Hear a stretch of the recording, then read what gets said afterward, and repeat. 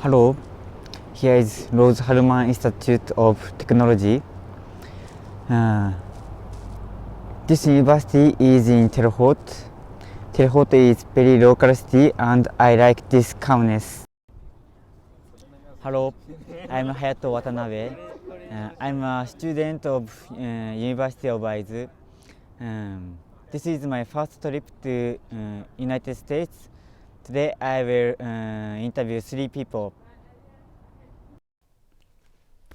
What is your name? My name is Hannah Conover. If you can go any countries, which do you like?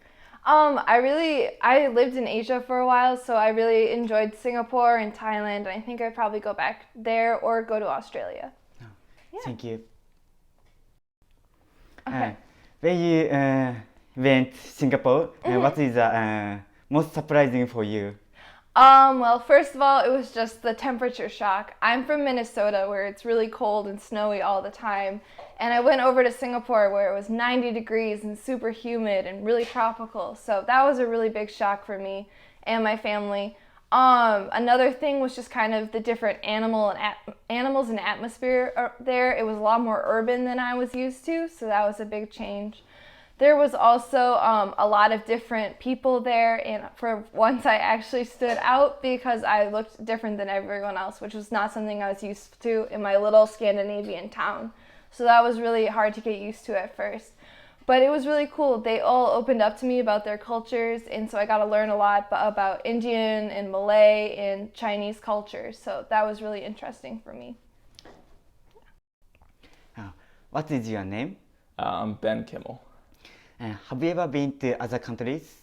Yeah, I've been out of the country 3 times. When I was a 2nd grader, which makes me 8, I went to Costa Rica, which is a little South American country. And then when I was, let's do some math, 12, I went to Great Britain and Scotland for about a month.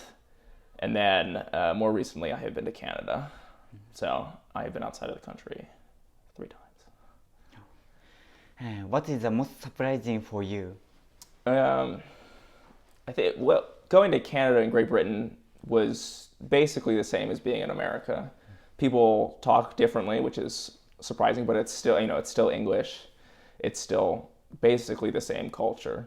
But going to Costa Rica was actually really fascinating. I don't remember it as clearly as I would like to, but I spent time in a little rainforest village in a school there, and it was very different from going from where I live, sort of in the suburbs of a major city, to going out and living in the middle, of what was essentially nowhere. So, it was a big difference because, there were no paved roads, running water was hit or miss, electricity was hit or miss.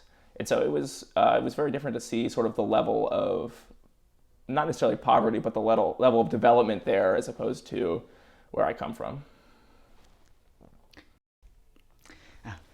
If you can go any countries, which do you like?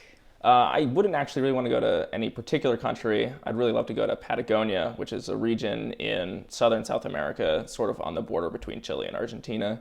It's got these wonderful mountain ranges and alpine forests that are pristine that I would love to visit and see, before things start to go wrong there.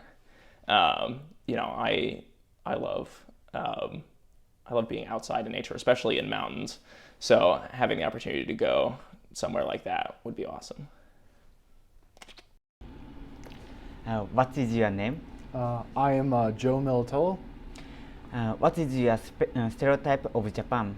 My stereotype of Japan is a bunch of male engineers who are really good at math, and also everyone there likes anime.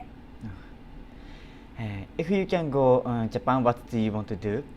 I would like to try out the food.